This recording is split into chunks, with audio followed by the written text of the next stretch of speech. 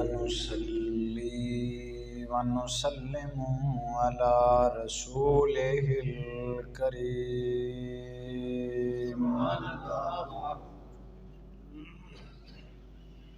وعلى آله وأصحابه أجمعين.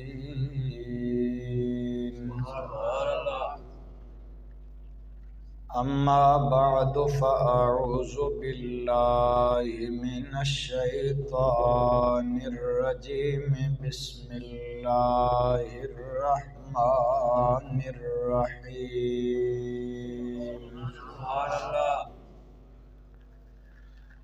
ألا إن أولياء الله لا خوف عليهم ولا هم يحزنون.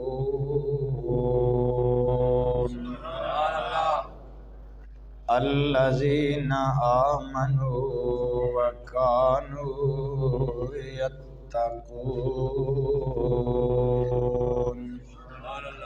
لهم البشرى في الحياة الدنيا وفي الآخرة لا تبديل لكلمات الله ذلك هو الفوز العظيم. وفي مقام آخر الأخلاء يومئذ بعضهم لبعض عدو إلا المتقين.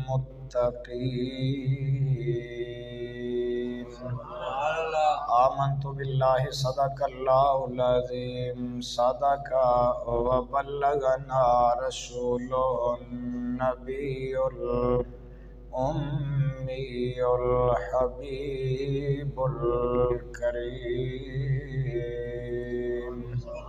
درود پاک اللهم صل على سيدنا ومولانا محمد وعلى آل سيدنا ومولانا محمد وبارك وسلم وصل عليه. بابا زبلان علی کی الصلاة والسلام علیک یا سیدی یا رسول اللہ وعلا آلک واصحابک یا سیدی یا حبیب اللہ. الصلاة والسلام علیک یا سیدی یا شفیع المذنبین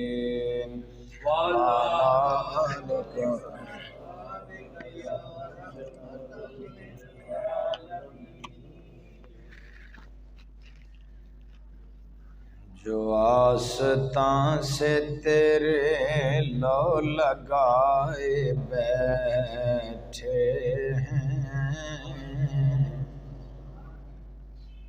جو آستاں سے تیرے لو لگائے بیٹھے ہیں، خدا گواہ ہے وہ دنیا پہ چھائے بیٹھے ہیں، اور چمک رہی ہیں جبینیں تیرے غلاموں کی،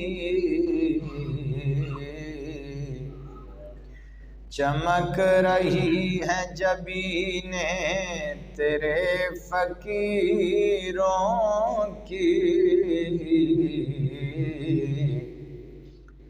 تجلیات کے سہرے سجائے بیٹھے ہیں، تجلیات کے سہرے سجائے بیٹھے ہیں.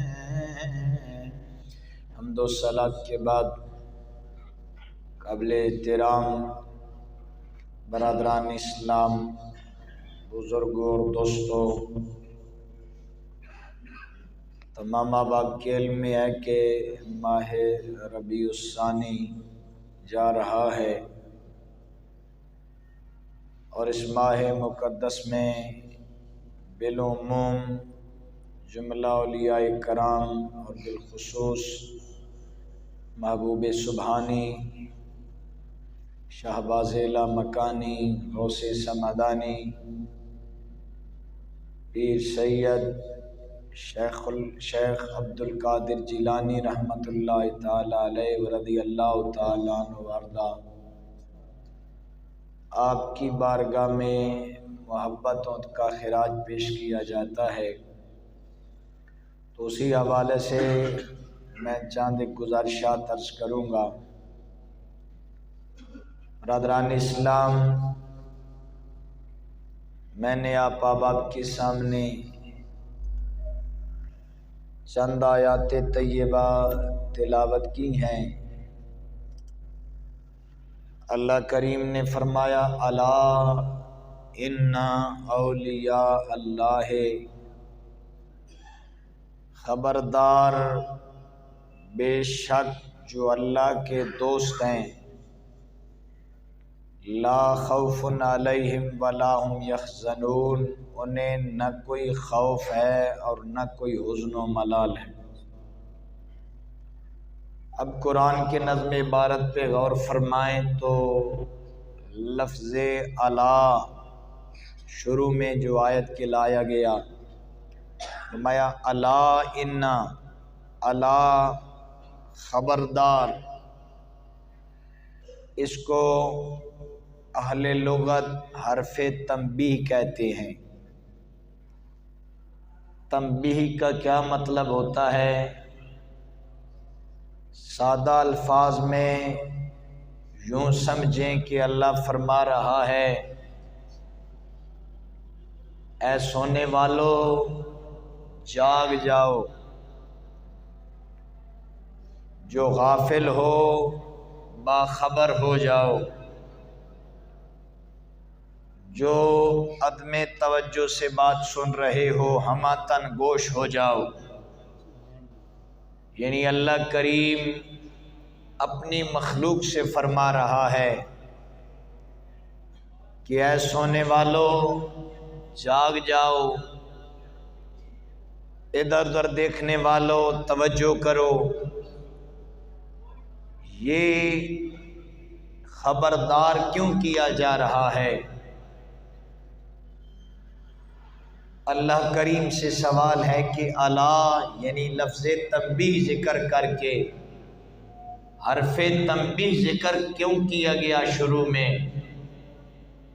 تو آگے سے جواب ملتا ہے کہ حرف تنبیہ اس لیے ذکر کر رہا ہوں اور اس لیے کہہ رہا ہوں سونے والو جاگ جاؤ، ادھر ادھر دیکھنے والوں توجہ کرو۔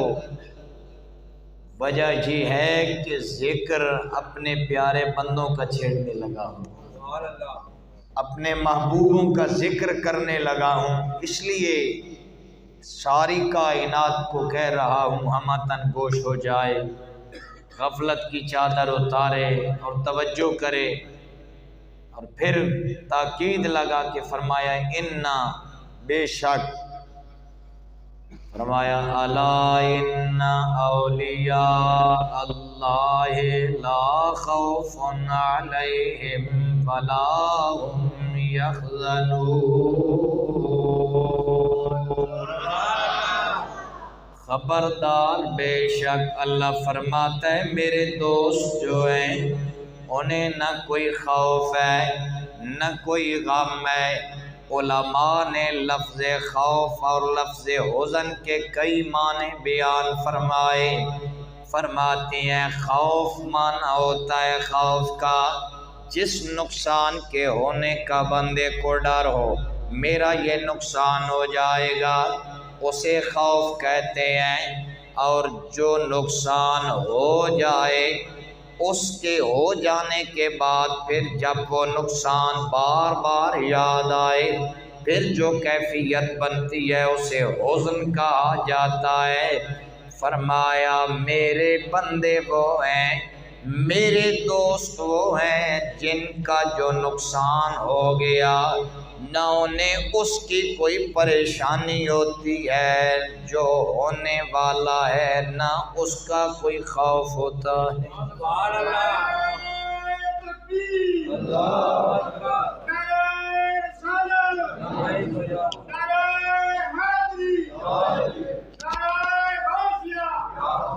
اللہ کے بندوں کی یہ عادت ہوتی ہے۔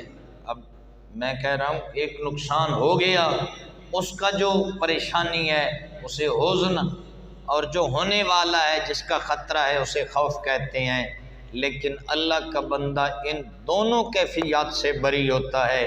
حضرت بہاءالحق زکریا ملتانی بہت بڑے پیر تھے، اللہ کے نیک بندے تھے اور امیر پیر تھے ماشاءاللہ۔ اللہ کریم نے پیسہ بھی کافی دیا تھا، اور یہ بات یاد رکھیں، یہ پیسہ ہونا یہ ضروری نہیں ہے کہ اللہ کا بندہ کنگالی ہو۔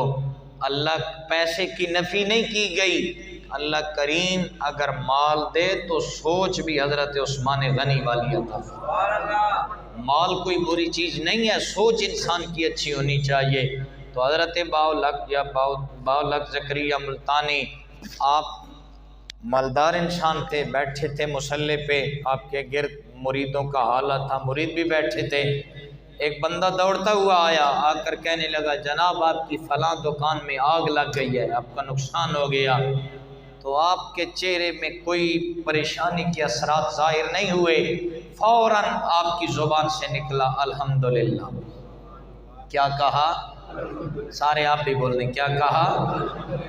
تھوڑی دیر کے بعد ایک اور بندہ دوڑتا ہوا آیا، آ کر کہنے لگا جناب وہ خبر غلط ہے، آپ کے تو کاروبار میں نفع ہوا ہے، پھر بھی آپ کے چہرے پہ کوئی خاص خوشی کے اثرات ظاہر نہیں ہوئے، آپ کے چہرے کی رنگت نہیں بدلی، پھر بھی آپ نے فرمایا الحمدللہ۔ بندے کہنے لگے جناب پہلے پریشانی کی خبر ملی ہے، پھر بھی رب کا شکر ادا کیا، اب خوشی کی خبر ملی ہے، پھر بھی الحمدللہ کہہ رہے ہیں، نہ آپ کو کوئی پریشانی ہوئی ہے، نہ نقصان سے بچنے کی کوئی خاص خوشی ہوئی ہے۔ آپ نے فرمایا میرے ماننے والوں، اے میرے غلاموں، میں نے دونوں حالتوں میں اپنے دل کی طرف دیکھا ہے، اور مجھے اپنا دل دونوں حالتوں میں خدا کی رضا پہ راضی نظر آیا ہے۔ میں نے اس کیفیت پہ اللہ کا شکر ادا کیا ہے۔